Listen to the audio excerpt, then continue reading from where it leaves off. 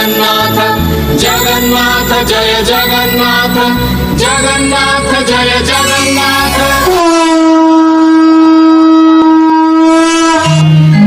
जगन्नाथ ओम गजाननं भूतगणादिसेवितं कपित्थजम्बू फलसारभक्षितं उमासुतं शोकविनाशकरं नमामि विघ्नेश्वर पादपङ्कजं। जय जगन्नाथ स्वामी नयनपथगामी भवतु मे भवतु मे भवतु मे। जगबंधु जगन्नाथ पुति कपिलनाथ कालिया शांत सर्वप्रथम अनंत कोटि दंडवत करुछि। मोर गुरु गुरुजन माने बापा माने माँ माने समस्त श्रीचरणारविंदरे मुझे मुंडिया मारुछि। आज आपण मान कहबी जगबंधु जगन्नाथंकर शरीर को किसी कहानी तत्व उपरे आशा करे आपण मन को छुब। जगबंधु जगन्नाथंकर केते बड़ सुंदर देह वो कालिया शांतर शरीर अच्छी कान नहीं कहीं देह अच्छी छाती नहीं कहीं ओठ अच्छी पाटी नहीं कहीं आखि अच्छी पता नहीं कहीं हाथ अच्छी पाखुली नहीं कहीं गोड़ अच्छी पाद नहीं कहीं। मोर माँ मान बापा मान जगन्नाथ सुंदर कथा शुणु। भगवान आपणकर मंगल करतु। भक्तटी व्याकुल हो आसी बड़दाण्डे पहुँचला। विश्व ब्रह्मांड जाक जिते देवता देखी सारा जिते मो जगबंधु जगन्नाथ को देखला कहला विश्व ब्रह्मांड देखी भगवान सदृश्य हेले समस्त भिन्न देवता हेले मो जगबंधु जगन्नाथ। भगवान पचारुछि भक्त कहले मणिमा आपणकर सुंदर चेहरा सुंदर शरीर हेले आपणकर कान गला कुआड़े। प्रभु जगन्नाथ कहते शुणिमु मोर कान थिला से दिन लक्षे योजन गज गुरु कुंभीर जिते कामुड़ थाए गज मत लक्षे योजन डाक देला। गज मोर परम भक्त मु रही पारि सुदर्शन चक्र नहीं गज पाखे पहुँची गली। कुंभीर बेक को छेदन करदेली। जो कुंभीर बेक को छेदन करदेली कुंभीर मरिया पड़ी। कुंभीर मत कहूँ मणिमा मु तो आपंकर किसी दोष कर आम गज कुंभीर युद्ध लगी आपड़ गोटे बिना दोष कहीं मारिदे मुझे किसी तो भूल कर प्रभु। से भगवान कहते मन दुख करना रे कुंभीर मन दुख करना काली जिते कलिजुग आसो मोर समग्र शरीर थी हेले आउ कान थी जे गजर डाक शुणी ये कान कलिजुगर मोर रही कान कलिजुगर मोर रही पुणी भक्तटी पचारुछि प्रभु कान ना जानी कहीं जानी प्रभु एत बड़ सुंदर आखि अच्छी चका चका आखि जोड़े तापर पता ना प्रभु आप शुभुशक्ति केमती आप आखि निद होमती ये पता गला कुआड़े प्रभु। पुणी जगबंधु जगन्नाथ कहते पता थिला से दिन भीम दुर्योधन युद्ध चली बेले भीम जिते दुर्योधन को मारुति दुर्योधन भीम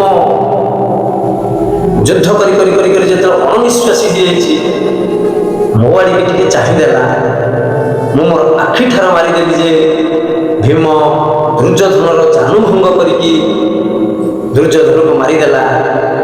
सीटी दुर्योधन मत देखीदे पचारा प्रभु आम भीम दुर्योधन युद्ध लगी मुझे भूल कर दोष कर बिना दोष भीम को कहीं आखि ठार मारिदेले जे से मोर जानूभंग कर मत मारिदेला। मन दुख करना ମନ ଦୁଃଖ କରନାରେ ଦୁର୍ଯ୍ୟୋଧନ ମନ ଦୁଃଖ କରନା। ନା ପ୍ରଭୁ ମନ ଦୁଃଖ କରିବିନି, ନା ତୋ ଋଣ ଏ ଯୁଗରେ ମୁଁ ଶୁଝି ପାରିବି ନା କେବେ ପ୍ରଭୁ ଶୁଝିବେ? ନା କାଲି ଯେତେବେଳେ କଳିଯୁଗ ଆସିବ ମୁଁ ଜଗତର ନାଥ ଜଗନ୍ନାଥ ହୋଇ ଅବତାର ନେବି। ମୋର ସମଗ୍ର ଶରୀର ଥିବ ହେଲେ ମୋର ଆଖି ଥିବ, ତାର ଦେହରେ ଆଉ ପତା ନଥିବ ରେ, ତା ଉପରେ ଆଉ ପତା ନଥିବ। ନା ପ୍ରଭୁ ବୁଝିଗଲି ଆଖି ପତା କାହିଁକି ନାହିଁ। କହିଲା ମଣିମା ଏତେ ବଡ଼ ସୁନ୍ଦର ଉଠ ଅଛି, 60 କୋଟି ଭୋଗ ଆପଣ ଖାଉଛନ୍ତି, ହେଲେ ସେ ପାଟିଟା ଗଲା କୁଆଡ଼େ? ପ୍ରଭୁ ଜଗନ୍ନାଥ ପୁଣି ଭକ୍ତକୁ କହୁଛନ୍ତି କହୁଛି ମୋର ପାଟି ଥିଲା। ସେଦିନ ମୁଁ ପିଲାଟିଏ ହେଇଥାଏ, ମାଟି ମେଞ୍ଚାଇ ପାଟିରେ ଖାଇ ଦେଇଥାଏ। ମୋ ମା ଯଶୋଦା ଗୋଟେ ବାଡ଼ି ନେଇକି ମୋତେ ଆସିଲି ବାଢ଼ିବା ପାଇଁ। କହିଲେ ଦେଖା କ'ଣ ପାଟିରେ ପୁରେଇଛୁ, ଦେଖା କ'ଣ ପାଟିରେ ପୁରେଇଛୁ। ମୋ ମାଆକୁ ମୁଁ ମନା କରୁଛି, ବୋଲି ମା ମୁଁ କିଛି ଖାଇନି, ମୁଁ କିଛି ଖାଇନି, ମୁଁ ଦେଖେଇନି ମା ମୁଁ କିଛି ଖାଇନି। ମା ଯେତେବେଳେ ବାଡ଼ିଟା ମୋତେ ଘୁଞ୍ଚାଇ ଦେଲେ ମାରିବା ପାଇଁ, ମୋର ମାଡ଼କୁ ଭାରି ଭୟ ଥିଲା। ମୁଁ ଯେତେବେଳେ ପାଟିଟାକୁ ଦେଖିଦିଏ ମୋ ମାଆକୁ, ମୋ ପାଟି ଭିତରେ ବିଶ୍ୱ ବ୍ରହ୍ମାଣ୍ଡ ଦେଖିକି ମୋ ମା ହେଇଠି ବେହୋସ ହୋଇଯାଇଥିଲା, ଚେତାଶୂନ୍ୟ ହରେଇ ଦେଇଥିଲା। ମୁଁ ସେଇଠି ମୋ ମାଆକୁ କଥା ଦେଇଥିଲି, ମୁଁ କହିଲି ମା ତୋ ଋଣ ମୁଁ ଏ ଯୁଗରେ ଶୁଝି ପାରିବିନି, କାଲି ଯେତେବେଳେ କଳିଯୁଗରେ ଜଗନ୍ନାଥ ରୂପରେ ମୁଁ ଅବତାର ନେବି, ମୋର ସମଗ୍ର ଶରୀର ଥିବ, ଆଉ କେଉଁ ପାଟି ଥିବ ଯେ ମୋ ମା ମୋ ପାଟିକୁ ଦେଖିକି ମୂର୍ଚ୍ଛା ହେଇପଡ଼ିବ, ଅଚେତ ହୋଇପଡ଼ିବ। ପ୍ରଭୁ ବୁଝିଗଲି ପାଟି ନାହିଁ କାହିଁକି।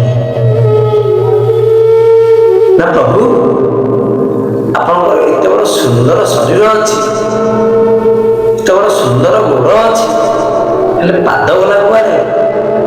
ହେଲେ ପାଦ ଥିଲା ମୁଁ ସବୁ ସହେନି, ଗର୍ବ ସହେନି, ଅହଂଭାବ ସହେନି, ମୁଁ ସହେନି। ଯେତେବେଳେ ବଳି ରାଜା ଦାନ କରୁଥିଲା, ଦାନ କରି କରି କରି ତା ମନରେ ଅତ୍ୟନ୍ତ ଗର୍ବ ହୋଇଗଲା। ସେ କହିଲା ମୁଁ ଦୁନିଆର ସର୍ବଶ୍ରେଷ୍ଠ ଦାନୀ, ମନେ ମନେ ବହୁତ ଗର୍ବ କଲା। ମୁଁ ଶେଷରେ ବଳି ରାଜା ପାଖକୁ ଯାଇକି ମୋ ପାଦଟାକୁ ତା ମଥା ଉପରେ ରଖିଦେଲି ଯେ ତାକୁ ପାତାଳ ଗାମୀ କରିଦେଲି। ସେଇଠି ବଳି ରାଜାକୁ କଥା ଦେଇଥିଲି, ମୁଁ କହିଲି ଆଉ ଏ ଯୁଗରେ ମୁଁ ତମ ଋଣ ଶୁଝି ପାରିବିନି, କାଲି ଯେତେବେଳେ କଳିଯୁଗରେ ଜଗନ୍ନାଥ ହୋଇ ନୀଳାଖେଳା କରିବି, ଅବତାର ନେବି, ଆଉ ମୋର ସମଗ୍ର ଶରୀର ଥିବ, ଗୋଡ଼ ଥିବ, ହେଲେ ଆଉ ପାଦ ନଥିବ। ମଣିମା ମୋର ପାଦ ନଥିବ, ଆଉ ମୋର ପାଦ ନଥିବ ରେ ଭକ୍ତ। ନା ପ୍ରଭୁ ବୁଝିଗଲି ପାଦ କାହିଁକି ନାହିଁ। ନା ଠାକୁରେ ଆପଣଙ୍କର ଏତେ ବଡ଼ ସୁନ୍ଦର ହାତ ଅଛି, ହେଲେ ପାପୁଲି ଗଲା କୁଆଡ଼େ ପ୍ରଭୁ? ଏ ସୁନ୍ଦର ହାତ ଧୀରେ ପାପୁଲି ଗଲା ପ୍ରଭୁ କୁଆଡ଼େ? ନା ପାପୁଲି ଥିଲା ସେଦିନ ବାଳି ଆଉ ସୁଗ୍ରୀବ ଦୁହିଁଙ୍କ ଭିତରେ ଯୁଦ୍ଧ ଲାଗିଥିଲା। ମୁଁ ଲୁଚି ଲୁଚି ବାଳିକୁ ଧନୁତୀର ମାରିଦେଲି। ଯେତେବେଳେ ଲୁଚି ଲୁଚି ବାଳିକୁ ଧନୁତୀର ମାରିଦେଲି, ବାରି ମରିବାକୁ ପଡ଼ିଛି। କହୁଛି ପ୍ରଭୁ ମୁଁ ତ ଆପଣଙ୍କର କିଛି ଦୋଷ କରିନଥିଲି, ଆମେ ବାଳି ସୁଗ୍ରୀବ ଯୁଦ୍ଧ ଲାଗିଥିଲୁ, ଆପଣ ମୋତେ ବିନା ଦୋଷରେ ଧନୁତୀର ମାରିଦେଲେ। ନା ମନ ଦୁଃଖ କରନାରେ ବାଲି, ମନ ଦୁଃଖ କରନା, ତୋ ଋଣ ମୁଁ ଏ ଯୁଗରେ ଆଉ ଶୁଝି ପାରିବିନି। ନା ପ୍ରଭୁ ଆଉ କେବେ ଶୁଝିବେ? ନା କାଲି ଯେତେବେଳେ କଳିଯୁଗରେ ମୁଁ ନୀଳସୁନ୍ଦର ପର୍ବତ ଉପରେ ଜଗତର ନାଥ ଜଗନ୍ନାଥ ହୋଇ ଅବତାର ନେବି, ମୋର ସମଗ୍ର ଶରୀର ଥିବ, ମୋର ହାତ ଥିବ, ଆଉ କେଉଁ ପାପୁଲି ଥିବ ଯେ ବାଳିକୁ ଲୁଚି ଲୁଚି ଧନୁତୀର ମାରିଦେବି, ଆଉ କେଉଁ ହାତ ଥିବ ଯେ ପାପୁଲିରେ ମୁଁ ଧନୁତୀର ମାରିଦେବି, ମୋର ସବୁ ଥିବ, ହେଲେ ଆଉ ପାପୁଲି ନଥିବ। ନା ଠାକୁର ବୁଝିଗଲି। ହେଲେ ଠାକୁରେ ଆପଣଙ୍କର ଏତେ ବଡ଼ ସୁନ୍ଦର ଦେହ ଅଛି, ଶରୀର ଅଛି, ଛାତି ଗଲା କୁଆଡ଼େ? ଆରେ ଛାତି ଥିଲା ମୋର। ସେଦିନ ଶିବସ୍ଛ ବ୍ରାହ୍ମଣ ଗୋଇଠାଟେ ମାରିଦେଲା ଯେ ଆଉ ଏ କଳିଯୁଗରେ କାହାର ଗୋଇଠା ପାର ସହିବାକୁ ମୁଁ ରତ୍ନ ସିଂହାସନରେ ବସେ ନାହିଁ। ମୁଁ ସମସ୍ତଙ୍କର ଦୁଃଖ ହରଣ କରିବା ପାଇଁ ମୋ ଭକ୍ତମାନଙ୍କର ଭାବରେ ବାନ୍ଧି ରଖିବା ପାଇଁ ମୁଁ ଏଇ ରତ୍ନ ସିଂହାସନରେ ବସିଛି। ଏଇ ଥିଲା ଆମ ଜଗବନ୍ଧୁ ଜଗନ୍ନାଥଙ୍କର କଥା। ମୋର ମା ମାନେ ବାପା ମାନେ, ଆମ ଜଗବନ୍ଧୁ ଜଗନ୍ନାଥ ହେଲେ ସ୍ୱତନ୍ତ୍ର। ବିଶ୍ୱ ବ୍ରହ୍ମାଣ୍ଡରେ ଯେତେ ଦେବତା ଅଛନ୍ତି ସବୁଠି ମୋର ମା ମାନେ ବାପା ମାନେ ଚାଉଳରୁ ଭାତ ହୁଏ। ବିଶ୍ୱ ବ୍ରହ୍ମାଣ୍ଡରେ ଏକମାତ୍ର ଦେବତା ମୋ ଜଗବନ୍ଧୁ ଜଗନ୍ନାଥ, ଯାହାର ଭାତରୁ ଚାଉଳ ହୁଏ, ତା ନାଁ ହେଲା ନିର୍ମାଲ୍ୟ। ମୋ ଜଗବନ୍ଧୁ ଜଗନ୍ନାଥଙ୍କର ମୋର ମା ମାନେ ବାପା ମାନେ, ଭିଡ଼ିଓଟିକି ଆପଣଙ୍କ ମନକୁ ଛୁଇଁଥିବ ମୋର ଆଶା ଏବଂ ବିଶ୍ୱାସ। ଛୋଟିଆ ସେୟାର, ଲାଇକ୍ ଏବଂ ସବସ୍କ୍ରାଇବ୍ କରିବେ। ମୋର ମା ମାନେ ବାପା ମାନେ, ଏବେ ଆପଣମାନଙ୍କ ପାଇଁ ଗୋଟେ ଛୋଟିଆ କଥାଟେ କହିବି। ମୋ ଜଗବନ୍ଧୁ ଜଗନ୍ନାଥଙ୍କର କଥା ଯଦି ମାନିବେ, ମୋ ଜଗବନ୍ଧୁ ଜଗନ୍ନାଥ ଆପଣଙ୍କର ଅଶେଷ ଅଶେଷ ମଙ୍ଗଳ କରିବେ। ପିଲାମାନଙ୍କୁ ହଉ, ଘରେ ଯେକୌଣସି ମେମ୍ବରଙ୍କୁ ହୁଅନ୍ତୁ, ସକାଳୁ ଗୋଟିଏ କାମ କରନ୍ତୁ, ଭଗବାନଙ୍କୁ 5 ମିନିଟ୍ ସମୟ ଦିଅନ୍ତୁ। ମୋର ମା ମାନେ ବାପା ମାନେ କ'ଣ କହିବେ ନା, ଜଗନ୍ନାଥ ତ୍ରାହି ମାମ୍, ବଳଭଦ୍ର ତ୍ରାହି ମାମ୍, ସୁଭଦ୍ରା ମା ତ୍ରାହି ମାମ୍, ସୁଦର୍ଶନ ତ୍ରାହି ମାମ୍।